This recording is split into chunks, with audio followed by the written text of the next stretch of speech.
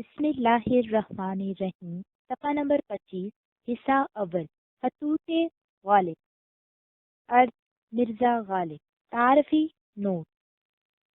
ولادت 27 دسمبر 1797 و مقام آگرہ۔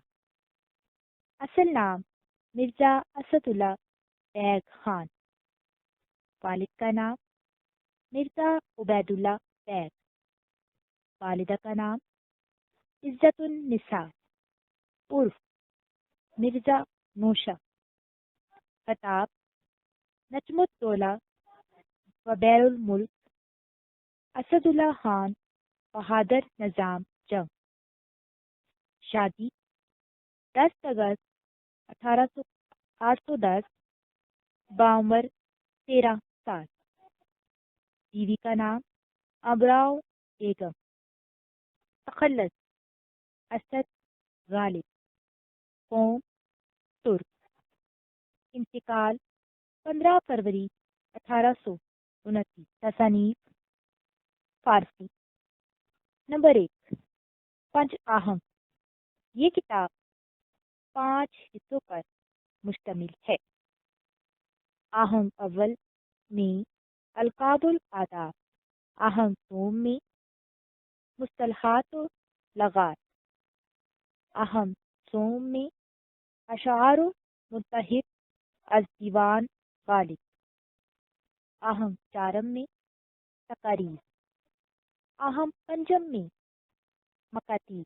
نمبر 2، گوہر فیروز، خاندان تیموری کی تاریخ سے عہدے ہمایوں تک۔ نمبر 3، دستنبو، یہ کتاب انقلاب 1857 کے ہنگامہ میں لکھی گئی، جس میں مئی 1857 کے حالات درج ہے۔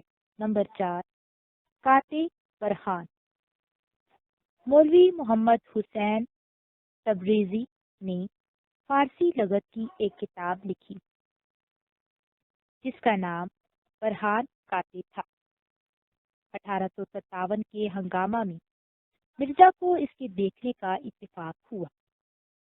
چونکہ اس کتاب میں انہیں بہت سی اغلاط نظر آئی، اس لیے انہوں نے اس پر اعتراضات مرتب کیے اور اس کے جواب میں کاتے برہان لکھی، جو 1861 میں شائع ہوئی۔ فارسی نظم۔ نمبر 1، کلیات نظم فارسی، میخانہ آرزو کے نام سے 1835 میں مرتب ہو چکا تھا۔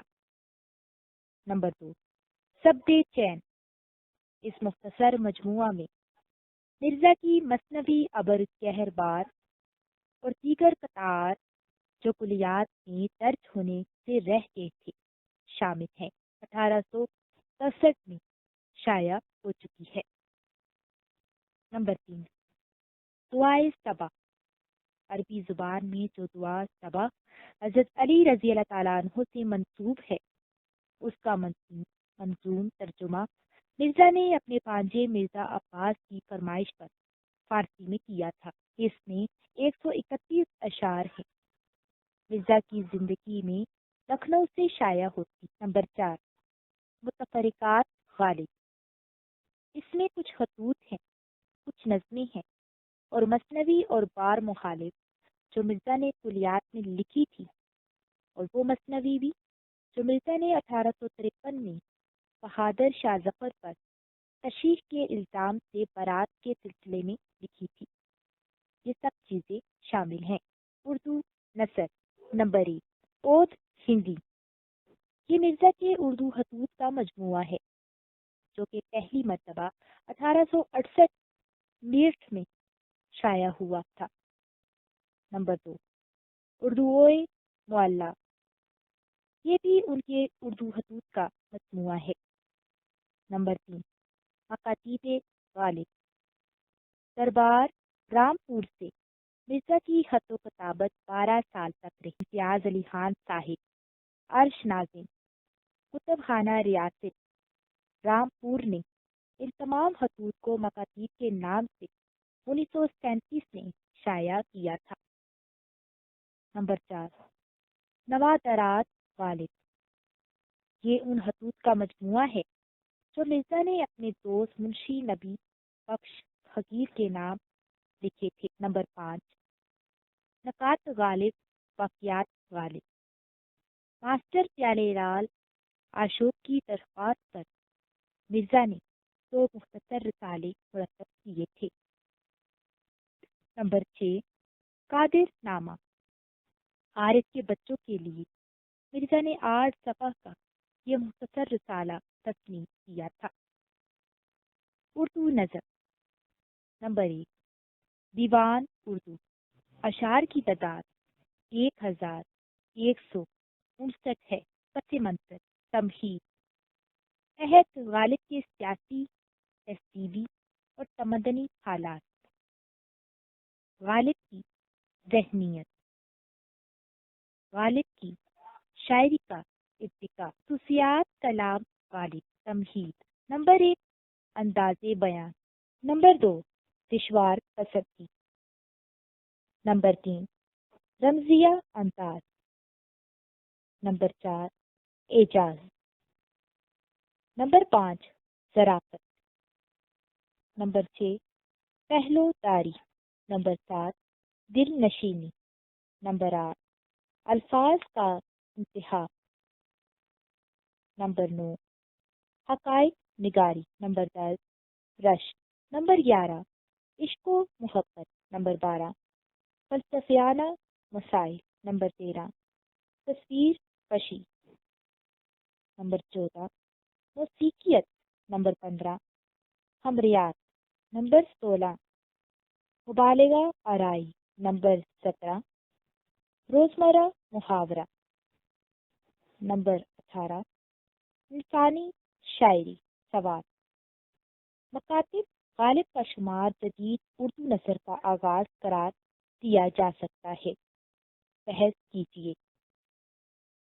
سوال نمبر 2، خطوط غالب اردو نثر میں ایک موڑ کی حیثیت رکھتے ہیں، وضاحت کیجیے۔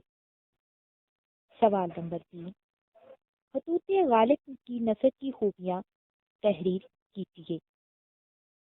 سوال نمبر 4، مرزا غالب کے خطوط اردو نثر کی اکثر اصناف کا احاطہ کیے ہوئے ہیں، بحث کیجیے۔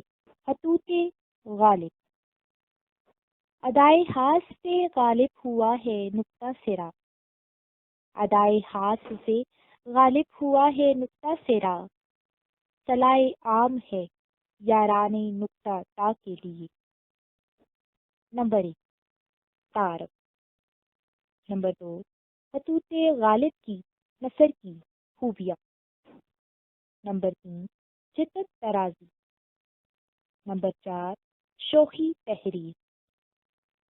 نمبر 5، جزیات نگاری۔ نمبر 6، منظر کشی۔ نمبر 7، بے تکلفی اور سادگی۔ نمبر 8، مرزا غالب کے خطوط اردو نثر کی اکثر اصناف کا احاطہ کیے ہوئے ہیں۔ نمبر 9، رپورٹاج۔ نمبر 10، انشائیہ نگاری، مکالمہ نگاری۔ Number 11، drama.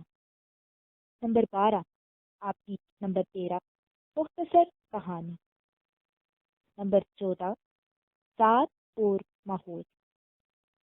نمبر 15، مجموعی جائزہ۔ نمبر 1، اسد اللہ بیگ خان، نام غالب تخلص عرف مرزا نوشہ، قوم ترک، 27 دسمبر 1797 بمقام آگرہ پیدا ہوئی۔ والد کا نام عبداللہ خان تھا۔ مرزا غالب نے آگرہ کے مشہور معلم محمد معظم سے تعلیم پائی۔ مرزا 1828 میں بنارس سے ہوتے ہوئے کلکتہ پہنچے۔ 1850 میں انہیں مغل دربار سے نجم الدولہ دبیر الملک نظام جنگ کا خطاب ملا۔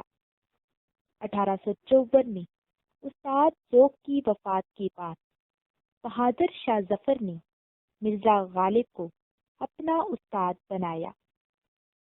مرزا کی شادی 13 برس کی عمر میں مرزا الہی بخش معروف کی صاحبزادی امراؤ بیگم سے ہوئی۔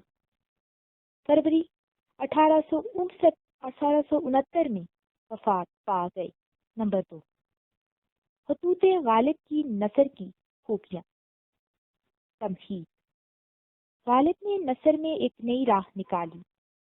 سادہ و پرکاری، حسن و رنگینی، یہی نمونہ نثر آنے والوں کے لیے ماشعل راہ ثابت ہوئے۔ انہوں نے اپنے خطوط کے ذریعے ایک نئے موڑ کا اضافہ کیا اور آنے والے مصنفین کو طرز تحریر میں سلاست، روانی اور برجستگی دکھائی۔ غالب کے خطوط میں 3 بڑی خصوصیات پائی جاتی ہیں۔ اول یہ کہ انہوں نے پرتکلف خطوط نویسی کے مقابلے میں بے تکلف خطوط نویسی شروع کر دی۔ دوسری یہ کہ انہوں نے خطوط نویسی میں اسٹائل اور طریق اظہار کے مختلف راستے پیدا کیے۔ تیسری یہ کہ انہوں نے خطوط نویسی کو ادب بنایا۔ اردو نثر میں غالب کے خطوط کو ایک ممتاز مرتبہ حاصل ہے۔ بقول مولانا حالی، مرزا سے پہلے کسی نے خط و کتابت کا یہ انداز اختیار کیا اور نہ ان کے بعد کسی سے اس کی پوری تقلید ہو سکی۔ غالب نے جدید نثر کی بنیاد رکھی۔ اس پر سر سید اور اس کی رفقا نے ایک جدید اور قابل دید عمارت کھڑی کر دی۔ سادگی، سلاست، بے تکلفی و بے ساختگی اور مولد انداز بیاں کے بجائے مداح نگاری، یہ تمام محاسن جو جدید نثر کا طرح امتیاز ہیں، مکاتیب غالب میں نمایاں نظر آتی ہیں۔ اس میں کوئی شک نہیں کہ غالب جدید اردو نثر کے رہنما ہیں۔ بقول مولانا شبلی، اردو کے انشاء پردازی کا آج جو انداز ہے اور جس کے مجد اور امام سر سید مرحوم تھے، ان کا سنگ بنیاد دراصل مرزا غالب نے رکھا۔ غالب نے دہلی کی زبان کو تحریر جامع پہنایا اور اس سے ظرافت اور مؤثر بیان سے وہ گلوکاریاں کی اور اردو معلیٰ عام کو پسند آئی اور اردو نثر کے لیے ایک طرز تحریر قائم کیا۔ ذیل میں ہم مکاتیب غالب کی جو چند خوبیاں یاد کرتے ہیں۔ نمبر 3، جدت ترازی۔ غالب کی تحریر کی جان جدت ترازی ہے۔ وہ بنے بنائے راستوں پر چلنے کے بجائے خود اپنا راستہ بناتے ہیں۔ عام اور فرسودہ بیان ان کا شیوا نہیں۔ انہوں نے اردو نویسی کو ایپچ اور ایجاد کا طریقہ نو بخشا جو ادبی اشتہاد سے کم نہیں۔ میر مہدی کا ایک خط یوں شروع ہوتا ہے: مار ڈالا تیری جواب طلبی نے۔ ایک اور خط بھی ابتدا یوں کرتے ہیں: آہا ہا ہا، میرا پیارا مہدی آیا، آؤ بھائی، مزاج تو اچھا ہے۔ غالب نے خود بھی کہا تھا: ہم موقت ہیں، ہمارا کیش ہے سر کے رسوم۔ ہم موقت ہیں، ہمارا کیش ہے سر کے رسوم، ملتیں جب مٹ گئی اعضائے ایمان ہو گئے۔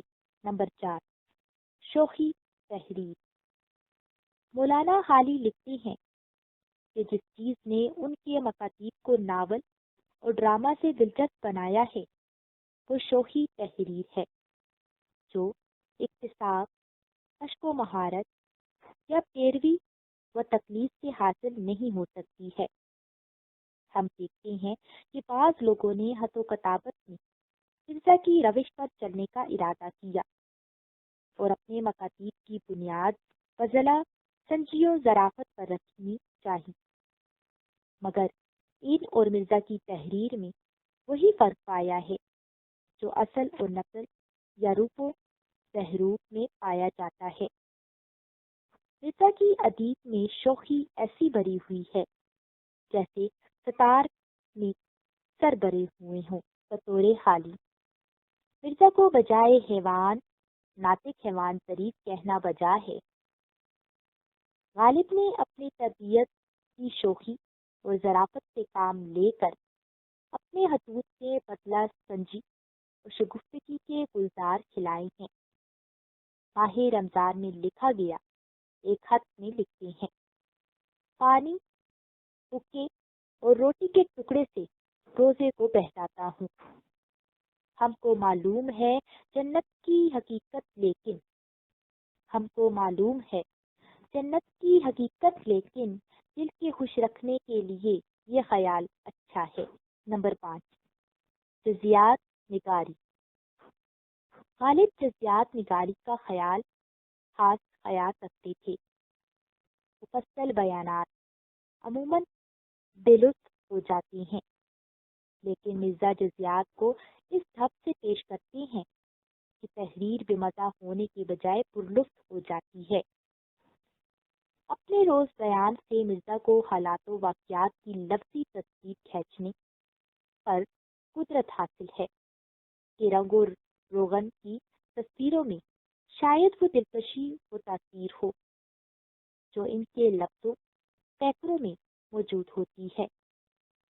ایک خط میں تحریر کرتے ہیں، آج شنبہ 21 جنوری یہاں مقام ہے، 9 بج گئے ہیں، بیٹھا حقہ پی رہا ہوں اور خط لکھ رہا ہوں۔ نمبر 6، منظر کشی۔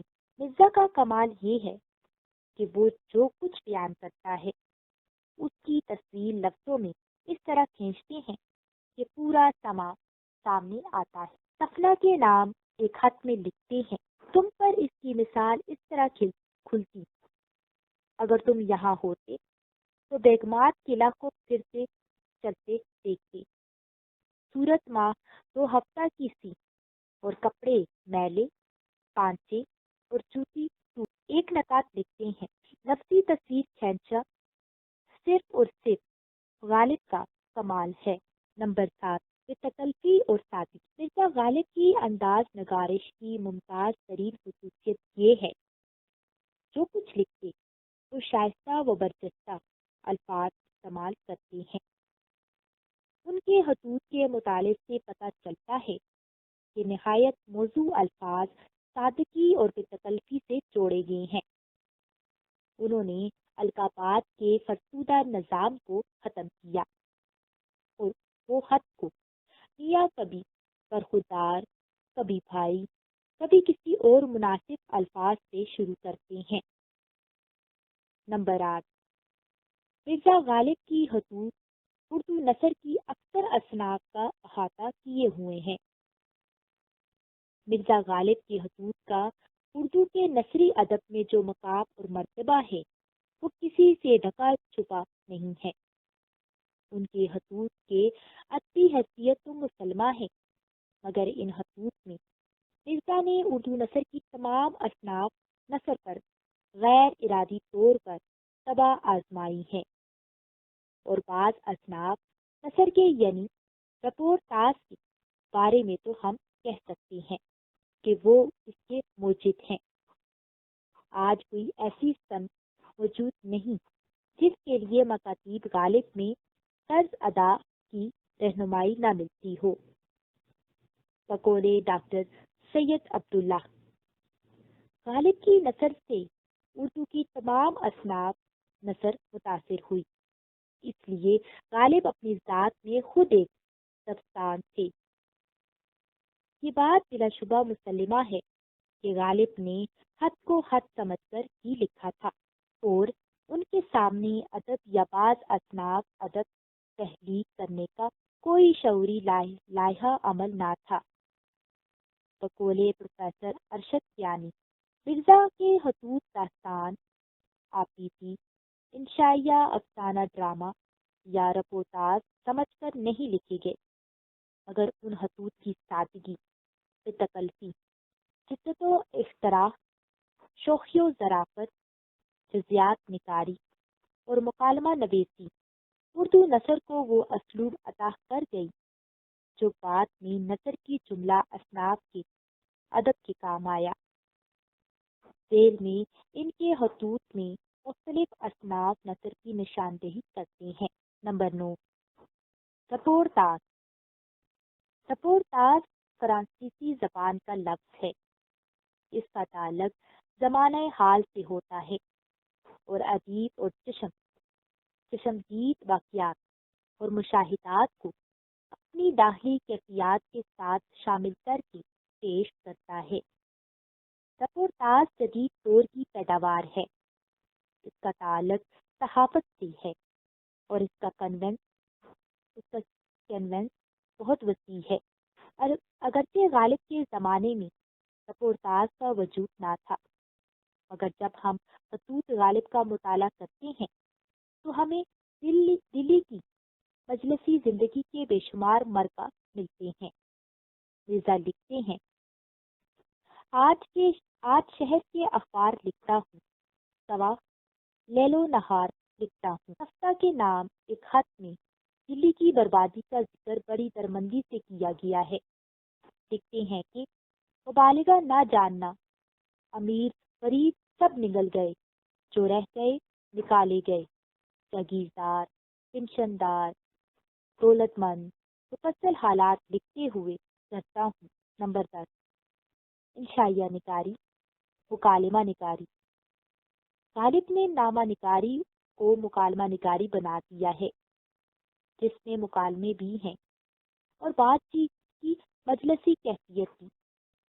گفتگو کا یہ انداز ایک زندہ نثر کا حکمات ہے اور قاری یہ سمجھتا ہے کہ مجلسی زندگی کی تمام طرز صحبتوں سے لطف اندوز ہو رہا ہے، جیسے وہ ایک ماحول میں بیٹھا ہے جہاں دوست احباب کی محفل برپا ہے، باہمی دلچسپی کے امور پر گفتگو ہو رہی ہے۔ معمولی سے لے کر غیر معمولی کی تمام باتیں بڑی توجہ اور انمہاک سے سنی جاتی ہیں۔ اسلوب بیان کا یہی انداز ہے جو انشائیہ نگاری کے لیے نہایت موزوں ہے، اور غالب کے بعد تہذیب اخلاق میں سر سید نے اسے اپنایا۔ Number 11، drama. ڈرامے کے بارے میں کہا جاتا ہے کہ اس کا مطلب ہے کر کے دکھانا۔ کچھ کر کے دکھانے کے لیے حرکت اور عمل کے علاوہ مکالموں کی ضرورت ہوتی ہے۔ ڈرامے کے مکالموں کی خصوصیت یہ ہے کہ وہ مختصر ہوں اور جامع ہونے کے لیے ان میں بات آگے بڑھانے کی صلاحیت بھی موجود ہو اور برجستہ ہو۔ جب ہم مکاتیب غالب کا مطالعہ کرتے ہیں تو دیکھتے ہیں کہ مرزا نے اپنی گفتگو کو مزید دلچسپ اور پرلطف اور جاندار بنانے کے لیے مکالموں کا سہارا لیا ہے۔ مرزا کے مکالمے ڈرامے کے مکالموں کے معیار پر پورے اترتے ہیں۔ ایک خط میں مرزا تفنہ کو لکھتے ہیں، بھائی تم نے مجھ میں نامہ نگاری کا ہے کو ہے، مکالمہ ہے، جبکہ علائی کو لکھتے ہیں، میرا منظر سرا ہے، وہاں بیٹھا ہوا یہ خط لکھ رہا ہوں۔ محمد علی بیگ بھی ادھر سے نکلا۔ مرزا، بھائی محمد علی بیگ، لوہاروں کی سواریاں روانہ ہو گئی۔ محمد علی بیگ، حضرت ابھی نہیں۔ مرزا، کیا آج نہ جائیں گی؟ محمد علی بیگ، آج ضرور جائیں گی، تیاریاں ہو رہی ہیں۔ نمبر 12، آبیتی۔ یہ ایک ایسی صنف نثر ہے جس میں مصنف اپنی زندگی کے حالات و واقعات، اپنی داخلی کیفیات اور قلبی ذہنی احساسات اور اپنی عملی تجربات کے حوالے سے بیان کرتا ہے۔ اسے آبیتی کہتے ہیں۔ اس تاریخ کی روشنی میں ہم جب خطوط غالب کا مطالعہ کرتے ہیں تو آبیتی کے یہ تمام عناصر خطوط غالب کے اوراق میں منتشر و پراگندہ ملتے ہیں۔ مولانا غلام رسول موہر خطوط غالب کے دپاچہ میں لکھتے ہیں، ان خطوط میں غالب کی سواخیات کا زیادہ سے زیادہ سرمایہ۔ نمبر 14، مختصر کہانی۔ دراصل خطوط غالب انسانی زندگی کی بھرپور عکاسی کرتے ہیں اور مختصر کہانی کا موضوع ہی انسانی زندگی کا کوئی پہلو ہوتا ہے۔ غالب نے شخصی اور اجتماعی زندگی کے مختلف پہلو کو بیان کرنے میں جس رواج گفتہ انداز کو بیان کیا ہے، اس نے مختصر کہانی کے لیے راہ ہموار کر لی ہے۔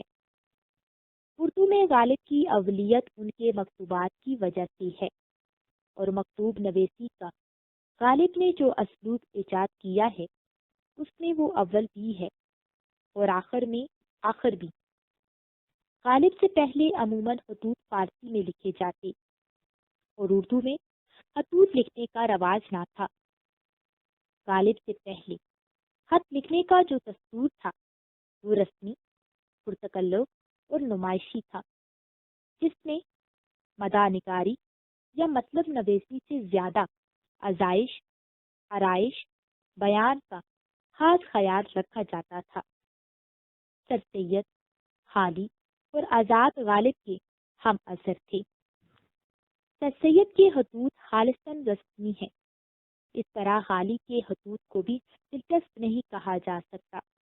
یہی حال نذیر احمد کا بھی ہے، جس کا رنگ وازنہ نمبر 15 مجموعی جائزہ۔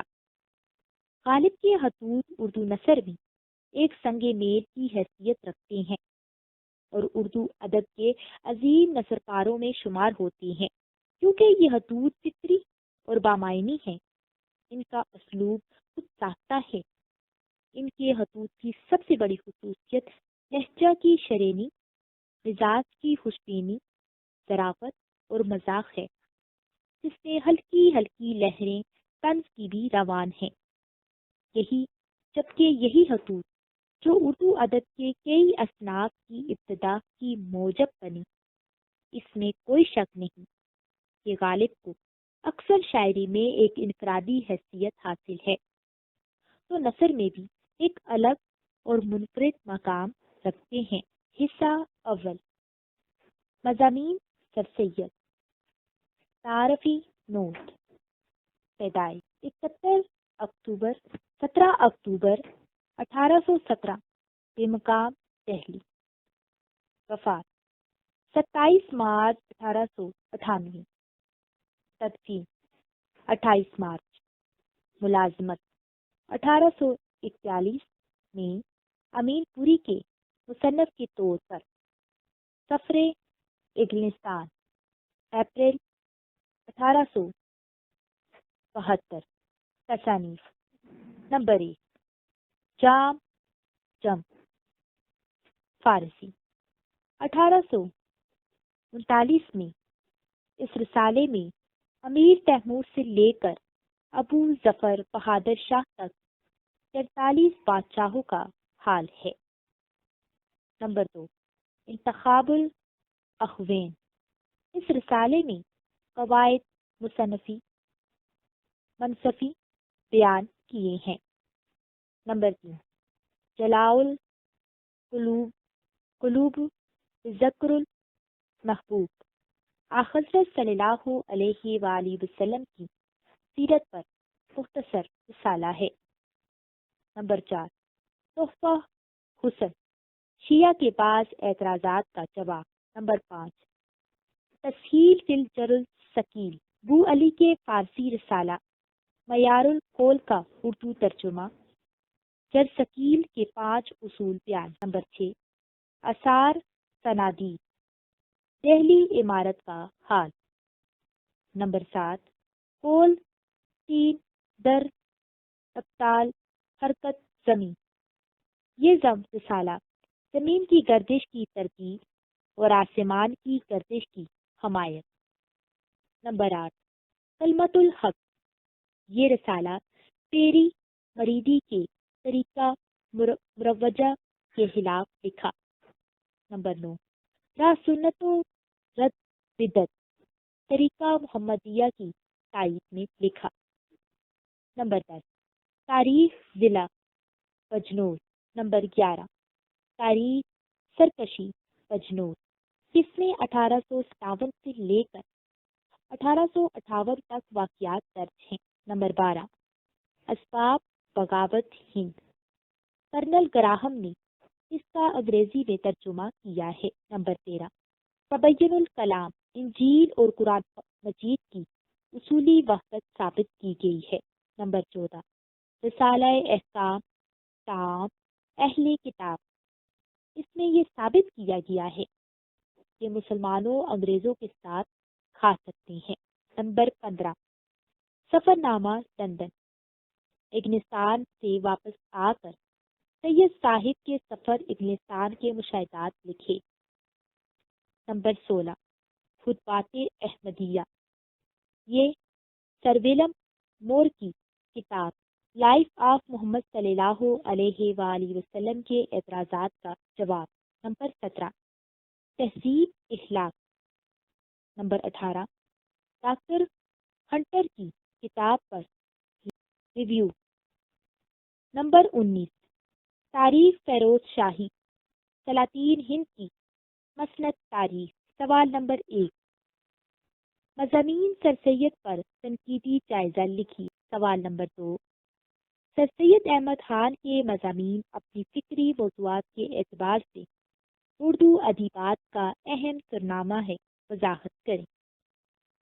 سوال نمبر 3 مضامین سر سید کے حوالے سے ان کے اسلوب تحریر پر ایک جامع نوٹ لکھیں۔ تعارف۔ نمبر 1 مضمون کیا ہے؟ نمبر 2 سر سید مضمون نگاری کے بانی۔ نمبر 3 مضامین سر سید میں فکری موضوعات۔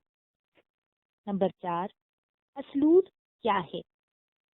نمبر 5 سر سید کے اسلوب نگارش کس کے حصے ہیں؟ نمبر 1 مداح نگاری، نمبر 2 سہل نگاری، نمبر 3 معقولیت اور عقل پسندی، نمبر 4 اجتماعیت اور جمہوریت، نمبر 6 سر سید کا سر سید کا اثر ادبیات اردو پر، نمبر 1 ادبی تنقید، نمبر 2 صحافت، نمبر 3 مکتوب نگاری، نمبر 4 سوانح عمری، نمبر 5 ناول نگاری، نمبر 7 جدید نثر کے بانی۔ مضمون کیا ہے؟ اصل میں مضمون کا لفظ انگریزی کے لفظ ایسے کی ہم معنی اور ہم پلا ہے۔ ایسے کا لفظ انگریزی میں فرانسیسی زبان سے آیا ہے۔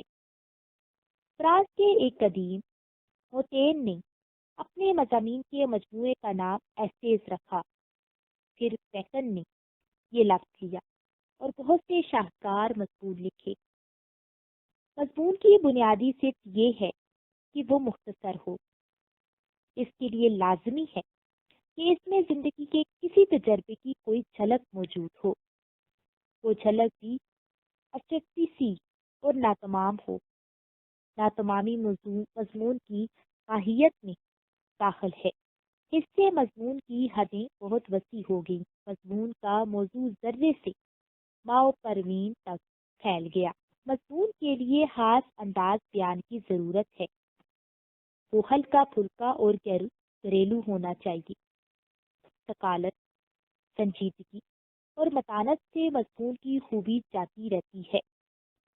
مضمون کے ہلکا پھلکا پن کو فری مین نے یوں ادا کیا ہے: A fireside chat of a philosopher۔ مضمون میں بات سے بات نکلتی ہے اور مضمون بچ جاتا ہے، گویا افسانہ از افسانہ میں خیزت۔ مضمون کی مثال ایسی ہے جیسے ریشم کا کیڑا اپنے لعاب سے ریشم تیار کرتا جاتا ہے۔ سنجیدہ مسائل کے لیے مضمون سخت نامناسب صنف ہے۔ مقولے واکر۔ مضمون کی دو قسمیں ہیں، ایک باقاعدہ اور دوسری قسم بے قاعدہ۔ ایسے میں 4 چیزیں ضروری ہیں۔ نمبر 1 تحریر کا اختصار، نمبر 2 نامکمل ہونا، نمبر 3 گھریلو انداز بیان، نمبر 4 سنجیدگی اور تنظیم کا نہ ہونا۔ سر سید مضمون نگاری کے بانی۔ یہ بات سچائی رکھتی ہے کہ سر سید مضمون نگاری کے بانی شمار کیے جاتے ہیں۔ ادب کے اس صنف کو انگریزی میں ایسے اور اردو میں انشائیہ بھی کہتے ہیں۔ سر سید نے یہ صنف افغانستان سے حاصل کی، کیونکہ افغانستان میں اس صنف کی مقبولیت کو عام کرنے کے لیے کئی شخصیات کام کر رہی تھی، جن میں دو نام خاص طور پر مشہور ہیں۔ ان میں بیکن اور ڈریڈن کا نام آتا ہے، جن کے بعد دو مشہور نام ایڈیسن اور اسٹیل بھی ہیں۔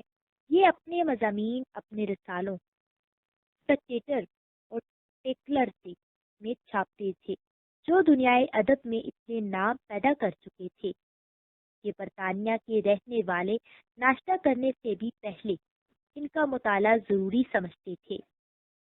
اور چونکہ یہ کسی سیاست یا مذہبی جماعت سے منسلک نہ تھے، اس لیے ان کا ہر حرف قاری کے دل میں نقش ہو جاتا ہے۔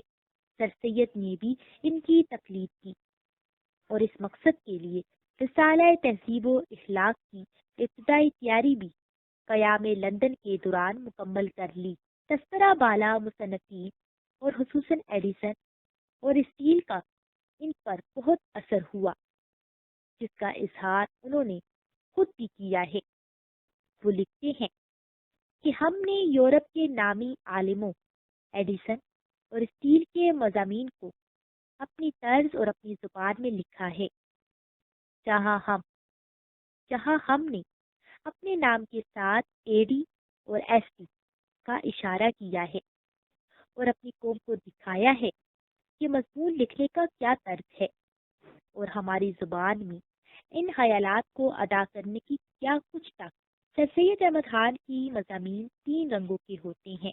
نمبر 1 مذہبی اور دینی مضامین، نمبر 2 سیاسی مضامین، نمبر 3 اصلاحی یعنی اخلاق و معاشرت کی اصلاح سے متعلق مضامین۔ اس بات سے بھی انکار نہیں کیا جا سکتا کہ سر سید کے جملہ مضامین کو انشائیہ قرار نہیں دیا جا سکتا، مگر اس کے بہت مضامین ایسے بھی ہیں جن کو مضامین کہا جا سکتا ہے، جیسے تعصب، تعلیم و تربیت، کاہلی، اخلاق، ریا، مخالف، خوشامد، بحث و تکرار، اپنی مدد آپ، سمجھ، گزرا ہوا زمانہ، امید کی روشنی، رسم و رواج کے نقصانات، عورتوں کے حقوق، انسان کے خیالات، آزادی رائے، تربیت اطفال، سیراب حیات، سوشلزم، خود غرضی، قومی ہمدردی اور تہذیب الاخلاق کا آخری پرچہ وغیرہ۔ ان تمام مضامین میں جو چیز قدر مشترک ہے وہ اختصار ہے، اور یہ کسی بھی مضمون کی بنیادی اور ہم صفت ہے۔ ان میں ایک اچھے مضمون کی دیگر خصوصیات جیسے جزیات اور ناتمامی بھی پائی جاتی ہے۔ ان میں مرکزی حیثیت موڈ کو بھی حاصل ہے، جس سے ادھر ادھر کے خیالات سے مضمون خود بخود آگے کی طرف چلتا رہتا ہے۔ ایک اچھے مضمون کی خوبی یہ بھی شمار کی جاتی ہے کہ وہ پہلے سے تیار نہ کیا گیا ہو۔ وہ کسی قسم کے خیالات کا محتاج نہیں ہوتا، اس کی تہیں خود بخود واضح ہوتی چلی جاتی ہیں۔ اور یہ خوبیاں سر سید کے مضامین امید کی خوشی، بحث و تکرار اور گزرا ہوا زمانہ میں موجود ہیں۔ ان کی معلومات یقین کے بجائے تخیل پر مبنی ہے۔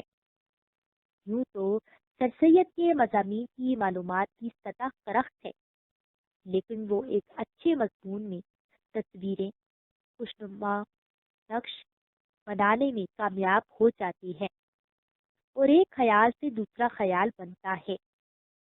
اس طرح پڑھنے والوں کے دلوں میں مضمون کی تہوں کا الجھاؤ پیدا ہوتا ہے، اور اس طرح بات دل میں اترتی چلی جاتی ہے۔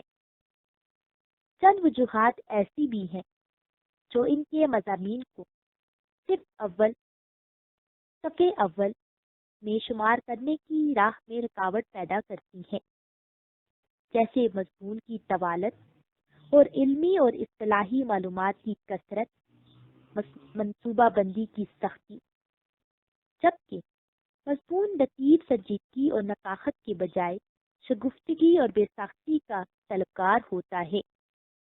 اس میں بھی سر سید کے مسلح ہونے کا بڑا دخل ہے۔ انہوں نے اصلاح اخلاق کے لیے ادبی ذرائع پر بھی پورا بھروسہ نہیں کیا، جبکہ ادب اور اخلاق میں کوئی فرق نہیں ہوتا۔ اخلاق کی تلقین میں ایک اچھا خطاب بھی ہے، جس کا ثبوت سر سید کے مضامین ہے۔ اپنے تہذیبی مشن کی تکمیل کی خاطر ادب و سخاوت کی راہ اختیار کی، اور اس شعبے میں بھی ان کے کارنامے اہم اور دور رس ہیں۔ ان کا سب سے بڑا کارنامہ یہ ہے کہ انہوں نے اردو نثر کی صحیح خطوط پر تشکیل کی کوشش کی اور اس میں کامیاب رہے۔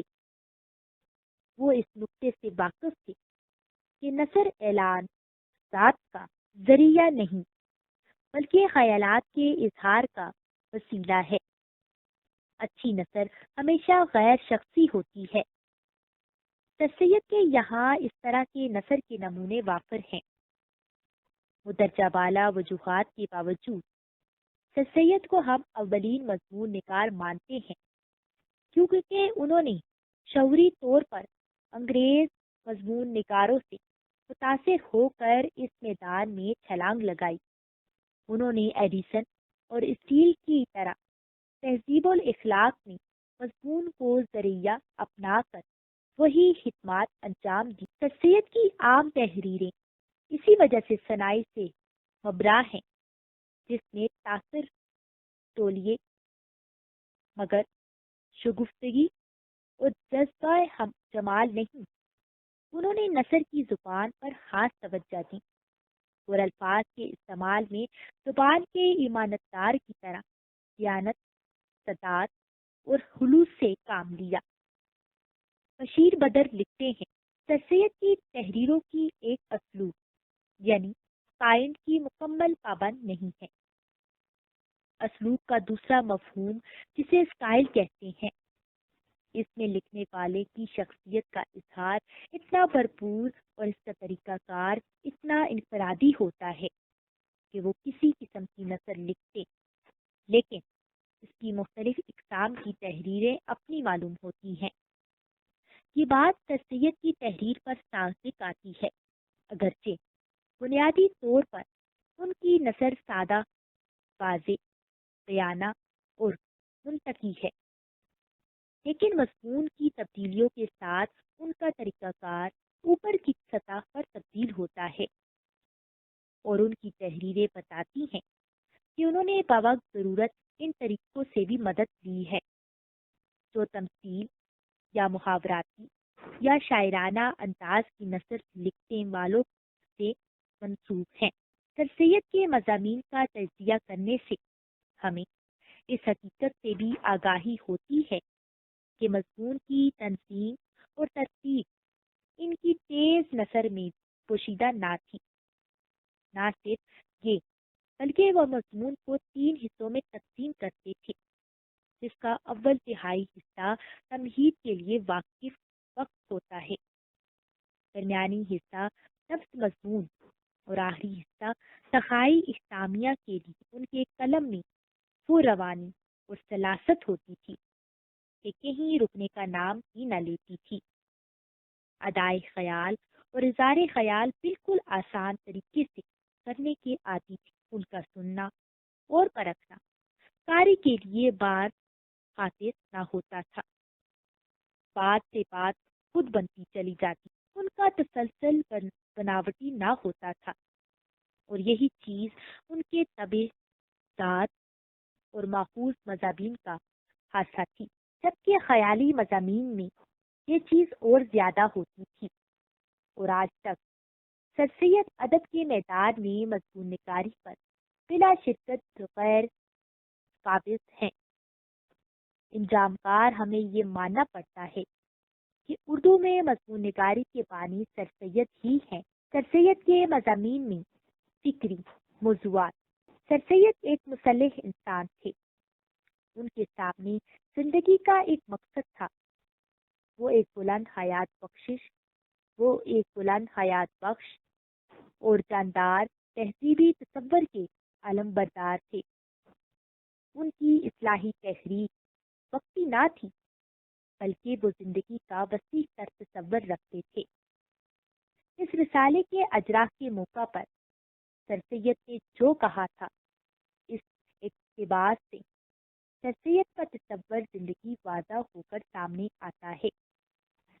وہ ایسی زندگی کے قائل تھے جس میں فکر کی حرارت اور عمل کی حرکت پائی جائے۔ گوڈے کا قول ہے، اس شخص کی زندگی کامیاب ہے جس نے اپنا فرض ادا کیا۔ انسان کا فرض کیا ہے؟ وقت کی پکار پر لبیک کہنا۔ یہ وقت کی سب سے اہم ضرورت ہے۔ سر سید ترقی اور ارتقاء کے مغربی نظریوں سے بھی بہت متاثر تھے۔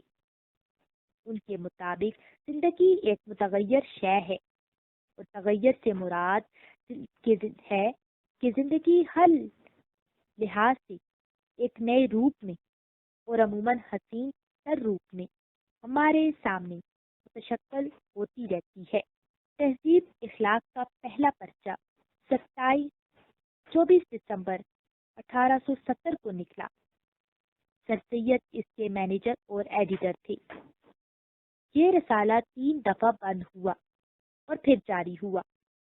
یہ مجموعی طور پر 12.5 سال تک جاری رہا۔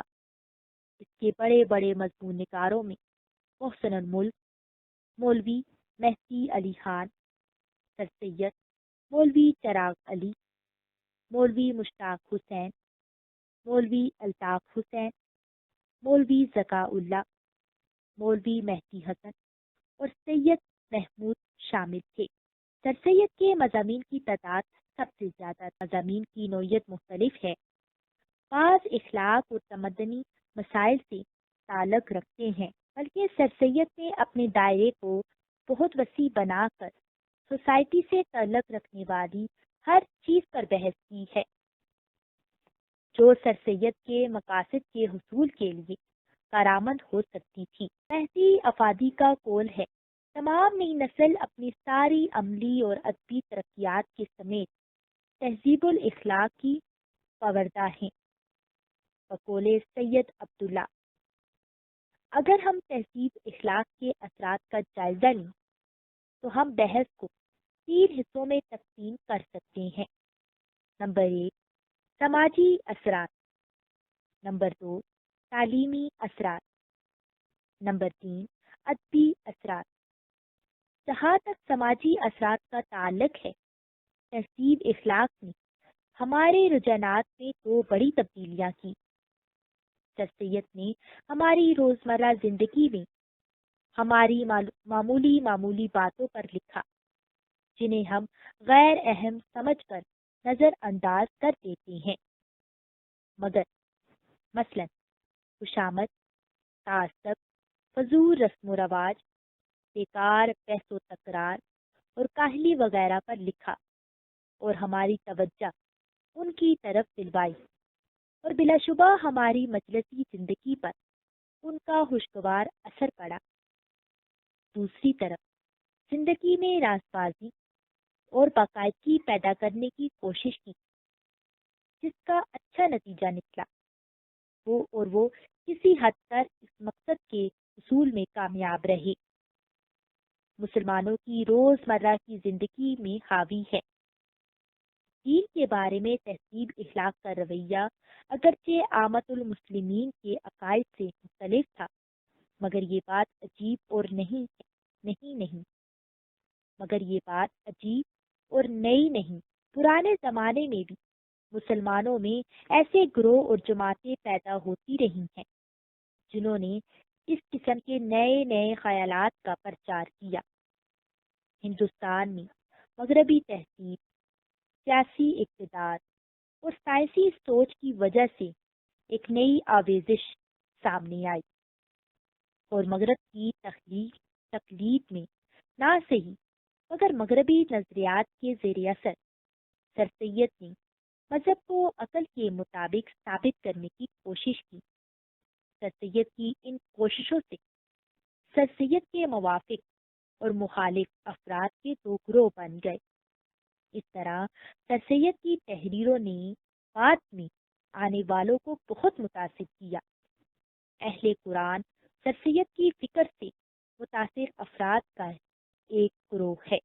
نمبر 1، اس سلسلہ میں جب ہم ان کے مضمون رسم و رواج کا مطالعہ کرتے ہیں تو پتہ چلتا ہے کہ سر سید نے کس طرح ان رسوم کو غلط قرار دے کر ترک کرنے کا مشورہ دیا، اور ہمارے مذہب اور معاشرت میں نہیں، کیونکہ ان کو اپنانے سے صرف ذلت ان افراد پر اور ان اشخاص پر منحصر نہیں رہتی بلکہ ان کے مذہب پر منحصر ہوتی ہے، اور یہ بات کہی جاتی ہے کہ مسلمان یعنی وہ گروہ جو مذہب اسلام کا پیرو ہے نہایت ذلیل و خوار ہے۔ اس میں در حقیقت ہمارے افعال و عادات قبیحہ سے اسلام اور مسلمانوں کی ذلت ہوتی ہے۔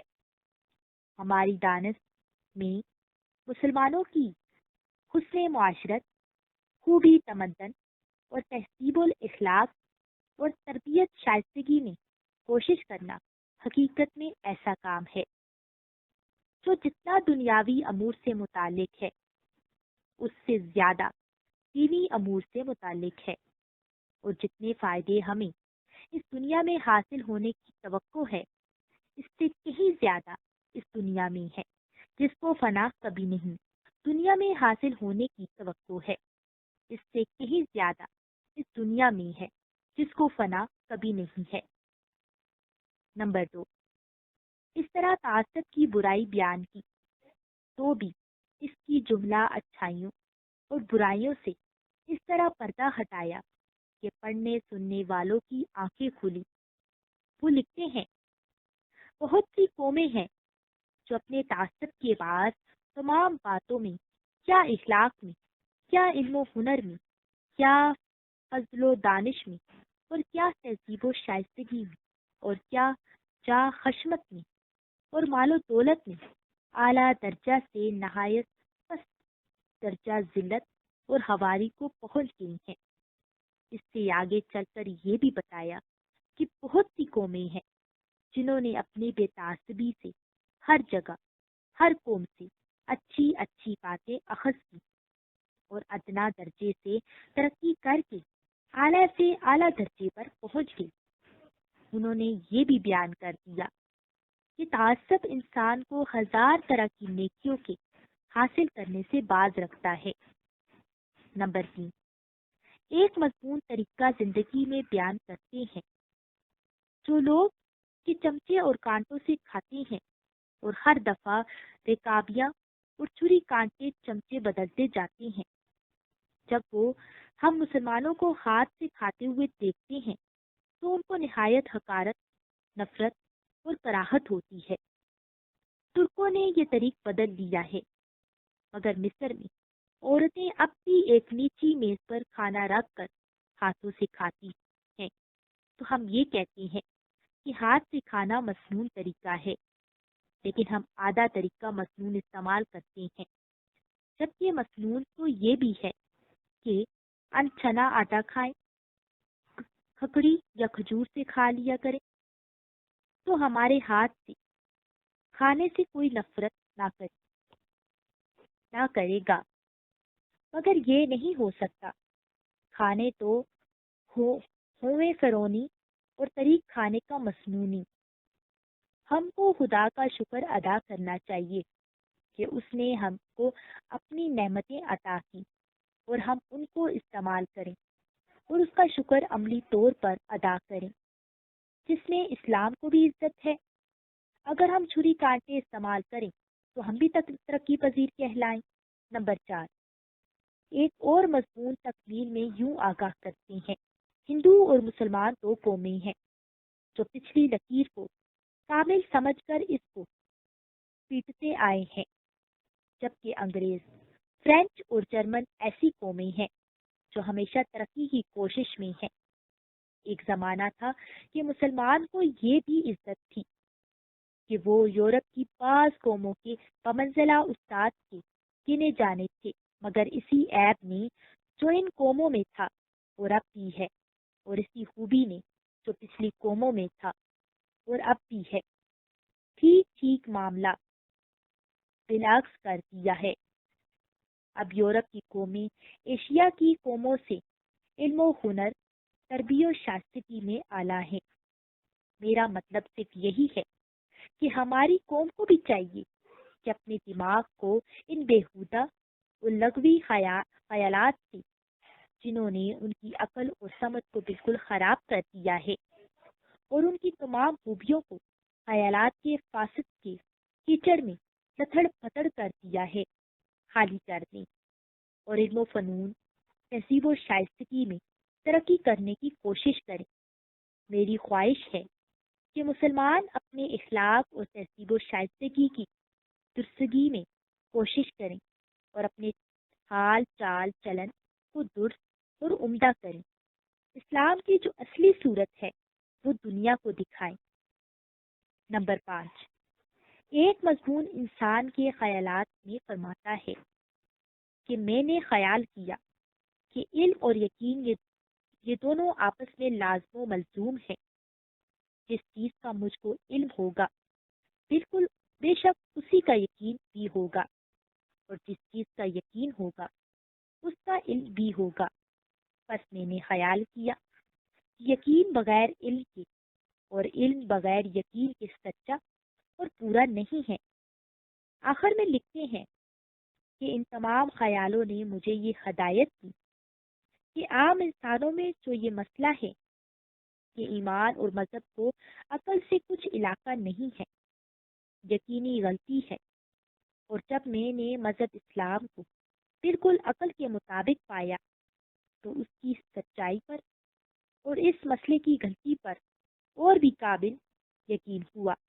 نمبر 6، اپنے مضمون تعلیم و تربیت میں لکھتے ہیں کہ ہم اپنے ہاں کے عاملوں کے حال بالکل یہی دیکھتے ہیں کہ ان کی روحانی کبھی بالکل نیست و نابود ہو جاتی ہیں اور صرف زبانی پک پک یا تکبر غرور اور اپنے کو بے مثل لو نظیر کامل ادب سمجھنے کے اور کچھ باقی نہیں رہتا، زندہ ہوتے ہیں مگر دلی اور روحانی قوی کی شگفتگی کے اعتبار سے بالکل مردار ہوتے ہیں۔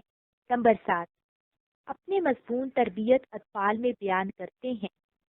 لڑکپن کے زمانے میں جو عمر کے 7 برس سے 15 برس تک ہے، وہ ایسا زمانہ زندگی کا ہے جس میں آئندہ کی بہبودی کے لیے زیادہ تر کوشش ہو سکتی ہے۔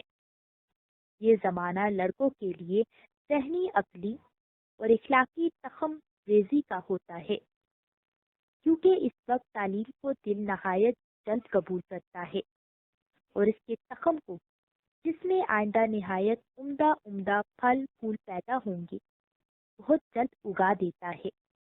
لیکن اگر اس زمانے میں تربیت نہیں ہوتی تو پھر بہت ہی کم فائدہ ہوتا ہے، کیونکہ جو دن گزرتے جاتے ہیں عادت میں مضبوطی آتی جاتی ہے، یہاں تک کہ آخر کار عادت طبیعت سے مل جاتی ہے اور طبیعت ثانی کہلاتی ہے، جس کا بدلنا نہایت ہی دشوار ہوتا ہے۔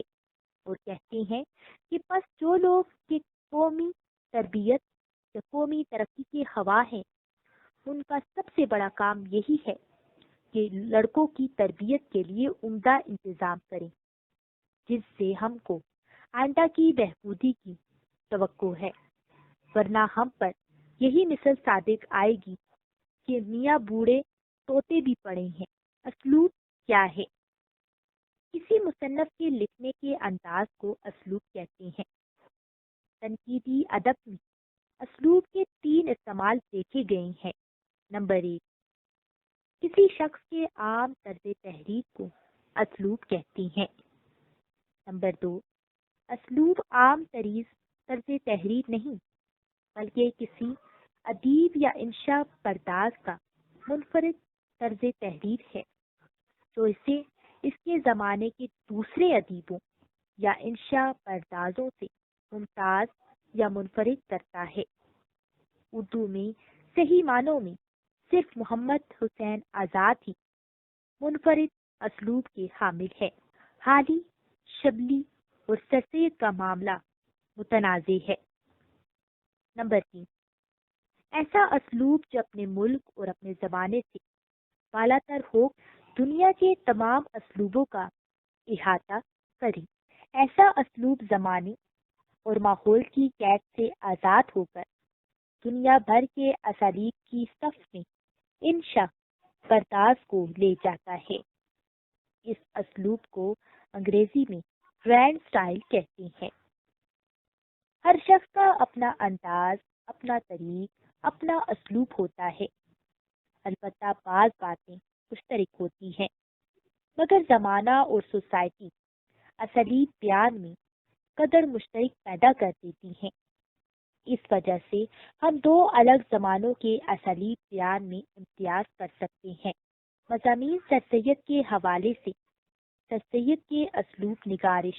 اس سے پہلے ہم سر سید کے تصور اسلوب کے بارے میں لکھیں۔ اپنے اسلوب کے بارے میں سر سید ہی کے قول کو نقل کرتے ہیں۔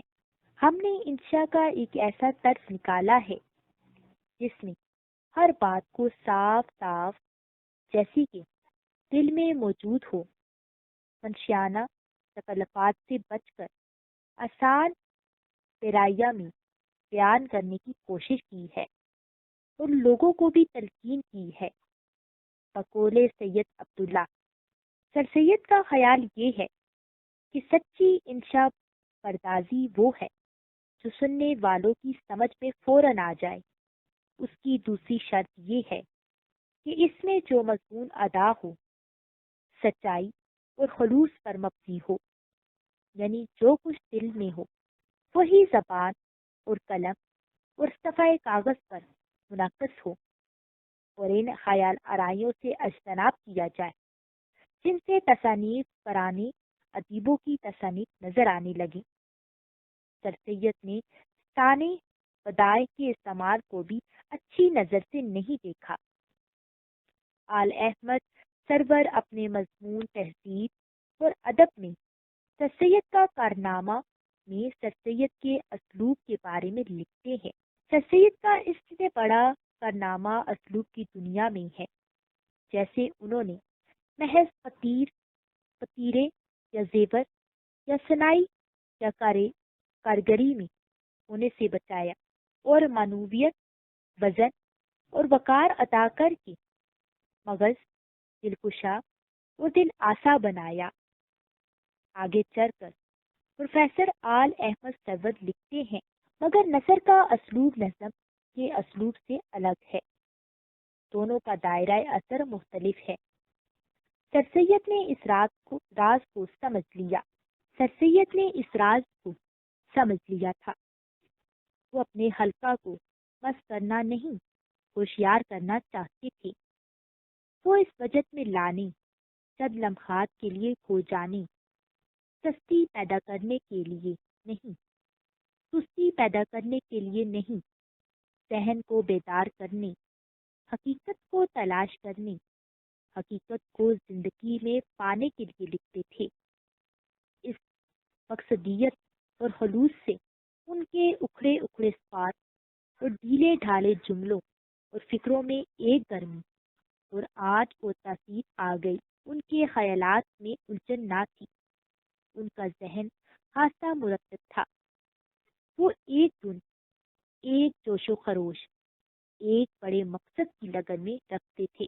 بقول مہدی افادی کے، وہ بڑے سے بڑے اور نازک مسائل کو باتوں باتوں میں بیان کر دیتے تھے۔ سر سید کے اسلوب کے بارے میں مولانا شبلی لکھتے ہیں، سر سید کی انشاء پردازی کا بڑا کمال اس موقع پر معلوم ہوتا ہے جب وہ کسی علمی مسئلہ پر بحث کرتے ہیں۔ اردو زبان چونکہ کبھی علمی زبان کی حیثیت سے کام میں نہیں لائی گئی تھی، اس لیے اس میں علمی اصطلاحات و الفاظ بہت کم ہے۔ یہی وجہ ہے کہ اگر علمی مسئلہ کو اردو میں لکھنا چاہو تو الفاظ مساعدت نہیں کرتے، لیکن سر سید نے مشکل سے مشکل مسائل کو اس وضاحت، صفائی اور دل آویزی سے ادا کیا ہے کہ پڑھنے والا جانتا ہے کہ وہ کوئی دلچسپ قصہ پڑھ رہا ہے۔ سر سید کے زمانے تک اردو کا سرمایہ صرف قصے کہانیوں، داستانوں، تذکروں، سوا عمریوں اور مکاتیب کی شکل میں موجود تھا۔ علمی سرمایہ قرآن مجید کے ترجموں، فقہ حدیث کے چند رسالوں تک محدود تھا۔ سر سید تک پہنچتے پہنچتے اردو نثر کم از کم 2 کروٹیں لے چکی تھی، جس سے پرانی نثر نگاری میں خاصی تبدیلی آ چکی تھی۔ پھر بھی پرانی نثر نگاری کے پوجنے والے سر سید کے دور تک موجود تھے۔ چنانچہ میر امن کے مقابلے میں آرائش و بیان کا مرثا، نمونہ، فسانہ عجائب کی صورت میں موجود تھا۔ خود سر سید کے آثار الصنادید اس نثر کی نمائندہ تھی، مگر سر سید نے اپنے مضامین میں اس چیز کی اصلاح کی طرف توجہ دی اور آثار الصنادید کے اگلے ایڈیشن میں سادگی اختیار کی۔ سر سید نے اپنے مضمون میں پرانے اسلوب پر بہت کچھ تنقید کی ہے۔ ان کا خیال ہے کہ پرانے لکھنے والے تصنع اور بناوٹ کا شکار ہیں، سادگی کے بجائے آراستہ اور پیراستہ زبان استعمال کرتے ہیں۔ ان کے ہاں موضوع اور مضمون کی بجائے تخیل پر زور دیا جاتا ہے۔ تحریر کو اپنی علمیت، فضیلت اور اظہار ذات کے لیے استعمال کرتے تھے۔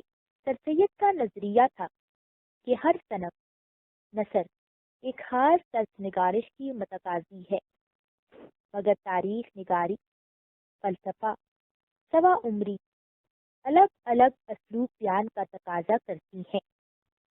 چنانچہ ہر صنف نثر کو سب سے پہلے اپنے صنفی تقاضوں کو پورا کرنا چاہیے۔ چنانچہ ہر لکھنے والے کو نثر کے صنفی تقاضوں کے مطابق اسلوب اختیار کرنا چاہیے۔ سر سید کے ہاں موضوع کا تنوع اور رنگارنگی ہے۔ سر سید کے اسلوب نگارش کی یہ خوبی ہے اور کمال ہے کہ انہوں نے موضوع کی مناسبت سے اسلوب نگارش اختیار کیا۔ چنانچہ ہم کہہ سکتے ہیں کہ سر سید کو بیان پر اس حد تک قدرت حاصل تھی کہ وہ سیاسی، سماجی، مذہبی، علمی و ادبی، اخلاقی، گویا ہر قسم کے موضوعات پر لکھتے وقت موضوع جس قسم کے اسلوب بیان کا متقاضی ہوتا ہے اس قسم کا اسلوب اختیار کرتے۔ سر سید کے اسلوب نگارش کی خصوصیات۔ فطری انداز۔ سر سید کے اسلوب نگارش کی سب سے بڑی خصوصیت اس کا فطری انداز ہے۔ فطری انداز کا مطلب لکھنے والے کی طبیعت بہاؤ کے مطابق ہو۔ حالی کے ہاں فطری انداز کے مراد بے ساختگی اور بے تکلفی ہے۔ گویا سر سید کی تحریریں تصنع، تکلف، آورد، لفاظی سے مبرا ہیں۔ ان کی تحریریں روانی اور برجستگی کی حامل ہیں۔ مدح نگاری اور مطلب نویسی۔ سر سید مدح نگاری اور مطلب نویسی کے بڑے حامی اور علمبردار تھے۔ سر سید کے ہاں مقصدیت کو اسلوب پر فوقیت حاصل ہے اور انداز بیاں کو ثانوی حیثیت حاصل ہے۔ سہل نگاری۔ سر سید کی تحریروں میں پرتکلف انداز کے بجائے سادہ، رواں دواں اسلوب پر توجہ دی گئی ہے۔ بقول سید عبداللہ، سر سید نے فورٹ ولیم کالج اور غالب کی دی ہوئی تشبیہوں، سلاست نگاری، سہل نگاری پر بڑا زور دیا ہے تاکہ ہر شخص بات سمجھ۔ معقولیت اور عقل پسندی سر سید کے اسلوب کا لازمی جز ہے اور ان کی تحریروں میں مناظرانہ جذبہ پایا جاتا ہے اور وہ منطقی انداز میں اپنی بات منوانے کی کوشش کرتے ہیں۔ اجتماعیت اور جمہوریت۔ سر سید کے ہاں عوام الناس کا خیال اور پاسداری کا جمہوری مقصد بطور اسپرٹ ہے۔ سر سید جمہوری احساس کے اولین داعی ہیں۔ وہ ادب اور ادبی اسلوب کو عوامی مفادات و مقاصد کے حصول کا ذریعہ سمجھتے ہیں۔ سر سید کے ہاں چونکہ جو کچھ لکھا جاتا ہے بے تابع نہ لکھا جاتا ہے۔ اس لیے جوش اور بہاؤ میں کسی پابندی، تھکاوٹ اور احتیاط کی پرواہ نہیں کرتے۔ یہی وجہ ہے کہ ان کے ہاں قواعد کی پابندی نہیں۔ یہی وجہ ہے اور یہی وجہ ہے کہ ان کی نثر حسن سے حالی، روح کی پھیکی اور بے رنگ ہے۔ یہی حامی سر سید کے اسلوب کا خاصہ ہے، اور اس حامی کا مثبت پہلو یہ ہے کہ انہیں ہمارنگ خیالات کو ادا کرنے میں دقت پیش نہیں آئی۔ بقول سید عبداللہ، سر سید کی یہ بے رنگی ان کی ہمارنگی کی ذمہ دار ہے۔ سر سید کی تحریروں کی یہ بے رنگی ان کا ایک کارنامہ ہے جس نے ہمارنگی کا راستہ بجھایا۔ سر سید کا اثر ادبیات اردو پر، اردو ادب پر سر سید احمد خان کے اثر سے انکار نہیں کیا جا سکتا۔ یہ اثر اسلوب بیان پر بھی ہوا اور موضوع اور روح معنی پر بھی۔ سر سید کے اس اثر و تاثیر کے متعلق بہت کچھ لکھا گیا ہے، مگر عموماً اس تاثیر و اثر کی داستان یا حقیقت سید صاحب کے احسانات یا حکمات کے طور پر بیان کی گئی ہے۔ اس کی تشریح علمی یا فکری لحاظ سے بہت کم کی گئی ہے۔ سبب شاہد ہے یہ ہے کہ ہم عموماً ان بحثوں میں سید صاحب کی سیاسی شخصیت کا زیادہ خیال رکھتے ہیں اور ان کی ادبی اہمیت کو ان کی سیاسی اہمیت کے پیمانے سے ناپتے ہیں۔ بس ضرورت اس امر کی ہے کہ ہم اردو ادب میں سید صاحب کی علمی اور ادبی اہمیت اور حیثیت کا جائزہ لیں اور یہ سمجھنے کی کوشش کریں کہ سید صاحب نے اردو ادب کو حقیقت میں کیا دیا، اور وہ کون سے خاص عناصر و مسائل ہیں جن کو ہم خالصاً ان کا فیض سمجھتے ہیں، یعنی وہ عناصر جن کو اردو کے ادیبوں نے ان کے زمانے میں ان کے پاس مستقل اقدار کی حیثیت سے قبول کر لیا، یا جن کے خلاف شدید رد عمل کی ضرورت سمجھی گئی۔ ادبی تنقید، اردو میں ادبی تنقید اس وقت بھی کسی حد تک غیر ترقی یافتہ اور ناپختہ ہے، اور سر سید کا دور تو خود اردو ادب کی ترقی کا ابتدائی زمانہ تھا۔ اس لیے اس دور میں کسی ترقی یافتہ اور مکمل نظام تنقید کی توقع رکھی نہیں جا سکتی۔ تاہم یہ کہا جا سکتا ہے کہ یہی وہ زمانہ تھا جس میں فن کے شعور اور اصول تنقید کے صحیح ادراک کا آغاز ہوا، اور ایسا آغاز ہوا کہ اس میں نظری اور عملی دونوں لحاظ سے تنقید کے بعض عمدہ شاہکار وجود میں آ گئے، جن میں سے بعض کے متعلق بلا مبالغہ یہ دعویٰ کیا جا سکتا ہے کہ ان کی حیثیت اردو میں وہی ہے جو مغربی نظام تنقید میں ارسطو کی، بوتیکا کی یا لوئی جائنس کی آن دا سبلائم کی ہے۔ سر سید احمد خان نے خود فن تنقید پر کوئی کتاب نہیں لکھی۔ ان کے خیالات نے تنقیدی رجحانات پر بڑا اثر کیا ہے۔ ان کا یہ بنیادی تصور کہ اعلیٰ تحریر وہی ہی جس میں سچائی ہو، جو دل سے نکلے اور جو دل پر اثر کرے، بعد میں آنے والی تمام تنقیدی تصورات کی احساس ہے۔ سر سید سے پہلے عبارت آرائی اور قافیہ پیمائی اعلیٰ نثر کی ضروری شرط تھی، مگر سر سید صاحب نے مضمون کے ادا کا ایک صاف اور سیدھا طریقہ اختیار کیا۔ انہوں نے ادبی اظہارات میں مضمون کو مرکزی اہمیت دی اور طریق کو اس کے تابع قرار دیا۔ صحافت، گزشتہ صفحات میں سر سید احمد خان کے جاری کردہ رسالہ تہذیب الاخلاق کا ذکر آ چکا ہے۔ اس رسالے کے اجراء سے پہلے سر سید نے سائنٹیفک سوسائٹی کا میگزین جاری کیا تھا، جس کا نام بعد میں علی گڑھ انسٹیٹیوٹ گزٹ رکھا گیا۔ اس گزٹ نے مقالہ نگاری، صحافت کے فن کو بڑی ترقی دی، مگر جو کام تہذیب الاخلاق نے انجام دیا اس کی نظیر اس دور کے ہندوستان میں نہ مل سکی۔ سر سید اس رسالے سے وہی کام لینا چاہتے تھے جو انگلستان میں اسپیکٹیٹر اور ٹیپلر نے انجام دیا۔ اس کے مدیر خود سر سید تھے، مگر اس کے مقالہ نگاروں میں سر سید صاحب کے تقریباً سب رفقا شامل ہے۔ مولوی چراغ علی، نواب محسن الملک، نواب وقار الملک، مولوی نذیر احمد، مولانا خالی وغیرہ وغیرہ۔ ان میں سے بیشتر مقالہ نگاروں کے مقالات کے مجموعے کتابی صورت میں شائع ہو چکی ہے۔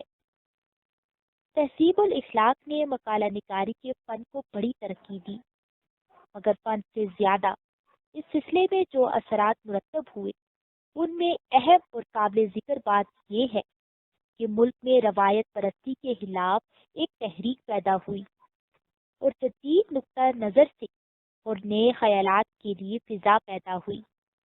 ادب میں واقعیت، حقیقت پسندی کا رجحان ترقی پذیر ہوا، عقل پسندی کا ذوق بڑھا اور ترقی کے تخیل کو فروغ حاصل ہوا۔ تہذیب الاخلاق نے جذباتیت کے بدلے مقبولیت کو مقبول بنایا۔ مکتوب نگاری، مسلم ہے کہ مشاہیر ادب کے خطوط بعض اوقات اپنی ادبی اور معنوی خوبیوں کی بنا پر اعلیٰ ادب میں ہی شمار ہو سکتے ہیں۔ ان خطوط کی زیادہ اہمیت اس وجہ سے ہوتی ہے کہ ان میں بڑی بے تکلفی، بڑی بے ساختگی پائی جاتی ہے۔ ان میں بعض اوقات ادیب اور مصنف اپنے دل کی ساری گزشت بڑی آزادی سے کھول کر بیان کرتے ہیں۔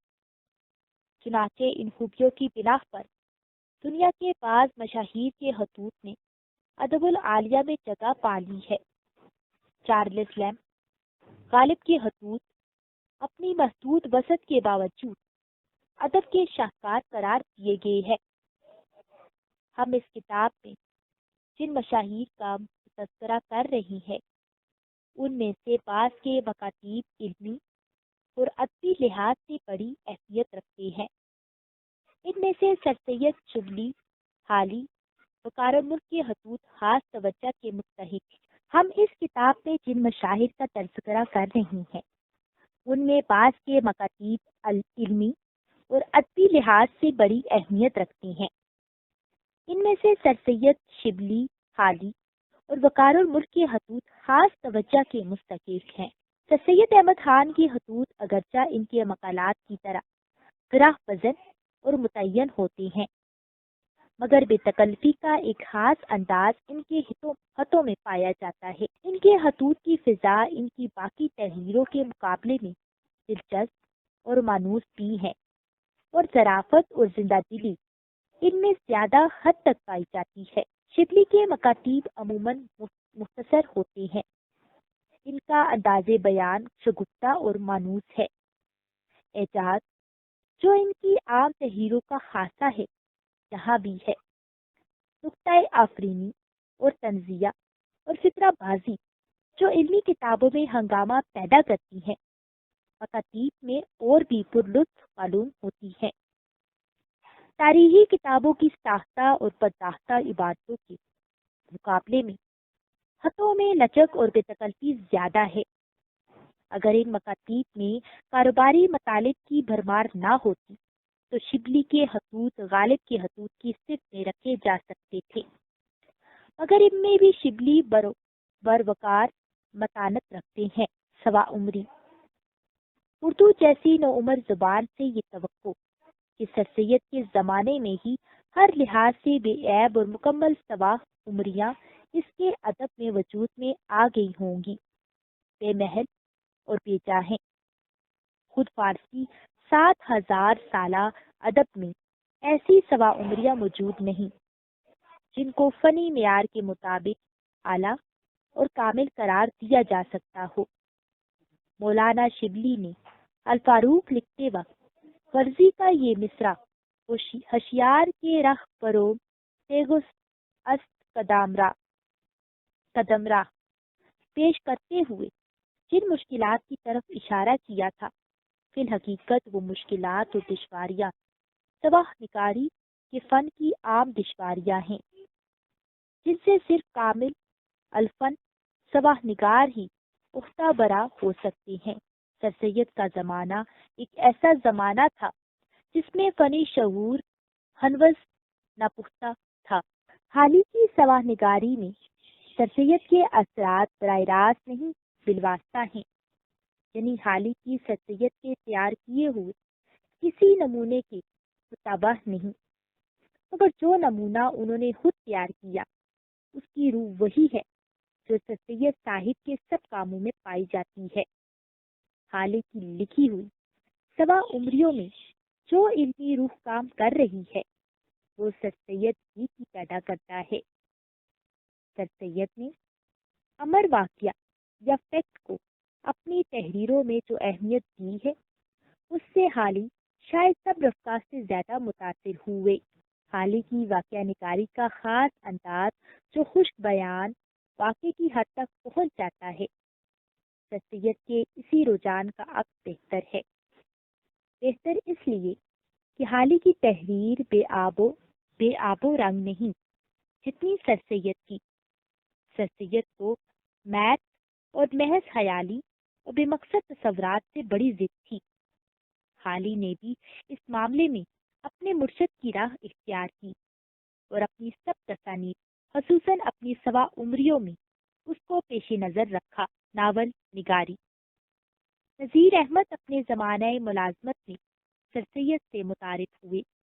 اس کے بعد دوستی کا سلسلہ مرتے دم تک قائم رہا اور حیدرآباد سے پینشن لینے کے بعد وہ سر سید صاحب کی تعلیمی تحریک میں ایک مخلص اور پرجوش سپاہی کی طرح کام کرتے رہے۔ انہیں سید صاحب کا بہت لحاظ تھا، چنانچہ ایک موقع پر لکھتے ہیں، میں نے آج تک ان کی یعنی سر سید کی دعوت کو رد نہیں کیا اور کروں گا بھی نہیں انشاءاللہ، بلکہ یہاں تک لکھا کہ اگر مجھ کو پیر کی تلاش بھی ہوتی تو میں ضرور ان کے ہاتھ پر بیعت کرتا۔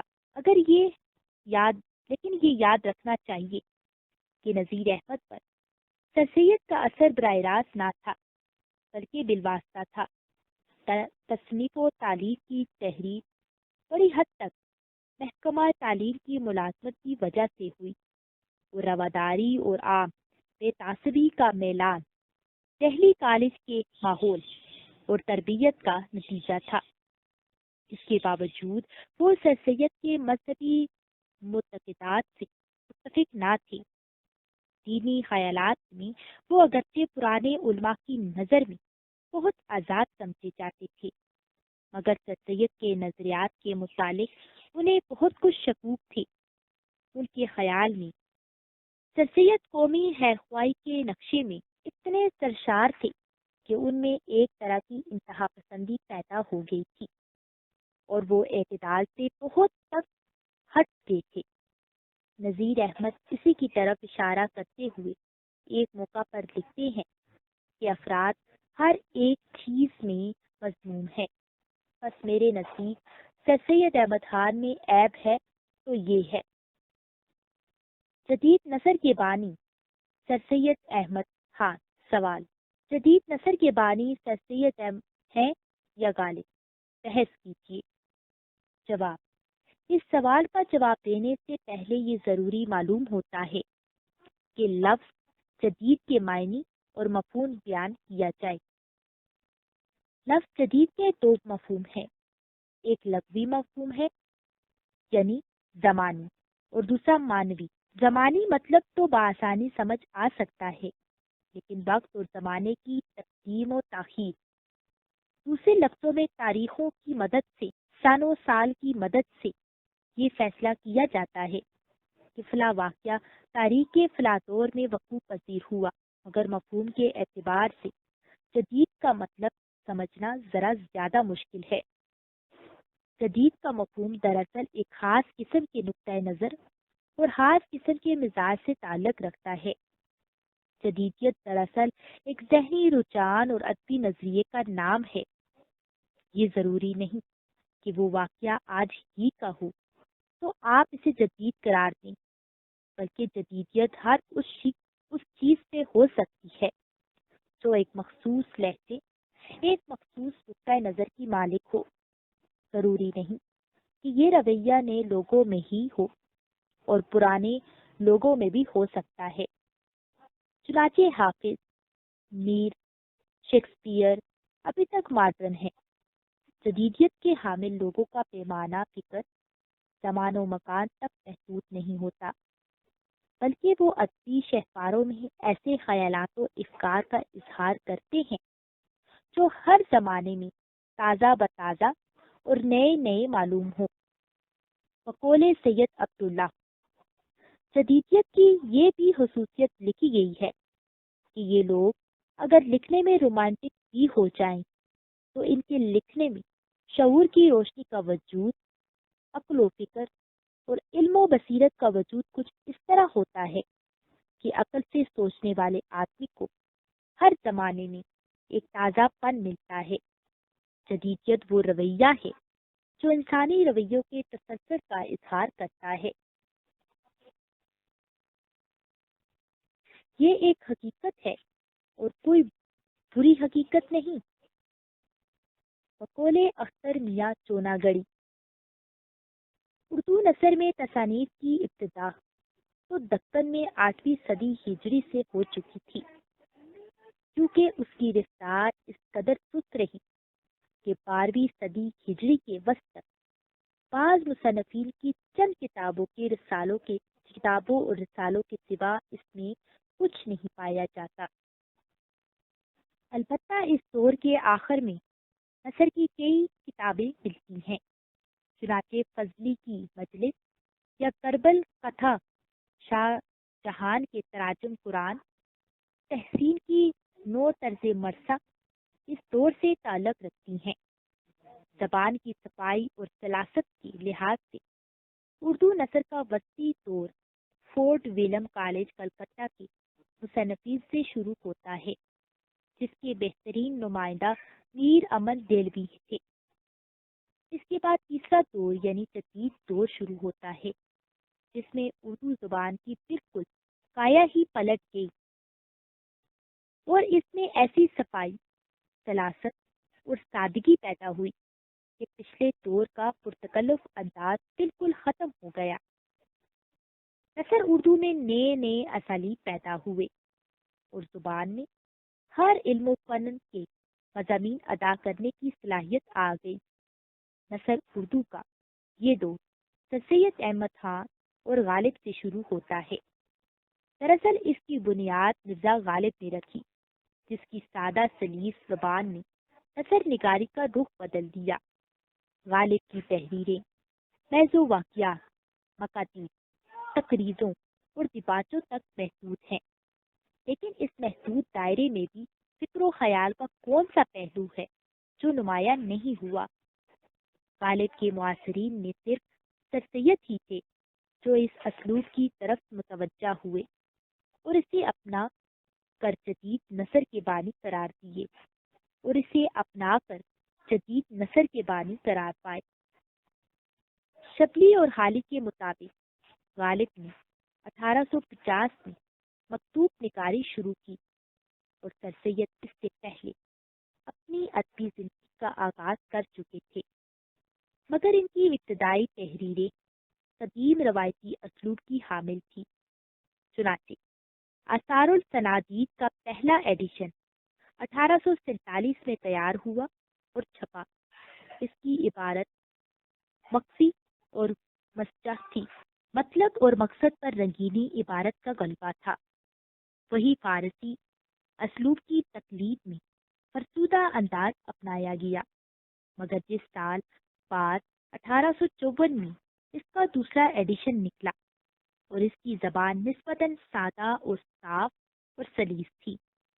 مولانا شبلی سر سید اور اردو لٹریچر میں لکھتے ہیں، اردو انشا پردازی کا جو آج انداز ہے، اس کے جد امجد اور امام سر سید تھے۔ اس کا سنگ بنیاد دراصل مرزا غالب نے رکھا تھا۔